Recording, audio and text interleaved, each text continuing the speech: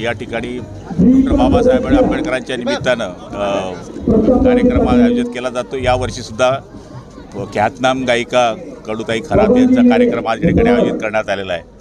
पाळदी हे गाव हे सर्व समाजामध्ये समावेशक असलेलं गाव आहे आणि एकीच्या माध्यमातून कायम यावर्षी डॉक्टर बाबासाहेब आंबेडकर जयंती असो, शिवजयंती असो, मोठ्या उत्साहाने आम्ही साजरी करत असतो आणि त्याचीच फलश्रुती म्हणून आजसुद्धा हा कार्यक्रम मोठ्या उत्साहामध्ये साजरा होतो आहे। सगळ्या जाती धर्माचे लोक आज या ठिकाणी या कार्यक्रमामध्ये उपस्थित आहे। भाऊ, सध्या राज्यामध्ये वैष्णवी अगवणीचं प्रकरण गाजत आहे, हुंडाबळीचा बळी ठरलेली आहे। बघा, अशा लोकांवर कारवाई झाली पाहिजे हे सगळ्या स्तरातून येतं आहे आणि मला तरी असं वाटतं की शासन त्याच्यावर निश्चितपणाने कारवाई करण्याकरता पावलं टाकतं आहे आणि मला खात्री आहे की त्यांना शिक्षा झाल्याशिवाय राहणार नाही।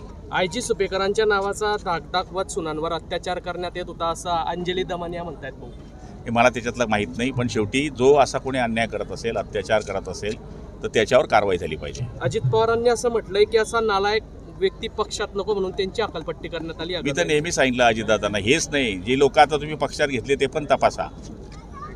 आमचं म्हणणं तेच आहे। जळगाव जिल्ह्यामध्ये काही लोक जे घेतले ते पण तपासले पाहिजे। काही दिवसानंतर त्यांचेही असेच पडदे बाहेर निघणार आहेत। भाऊ, राहुल गांधी असं म्हणतात की मोदींचं रक्त फक्त कॅमेऱ्यांसमोर उसळतं। भाऊ, हे बघा, आता मला तेवढ्या एवढ्या मोठ्या लोकांवर बोलण्याची माझी काही इच्छा नाही आहे। शेवटी हा आमचा कार्यक्रम आज उत्साहात साजरा होतो आहे, त्यामुळे सगळ्यांना मी या कार्यक्रमाच्या शुभेच्छा देतो।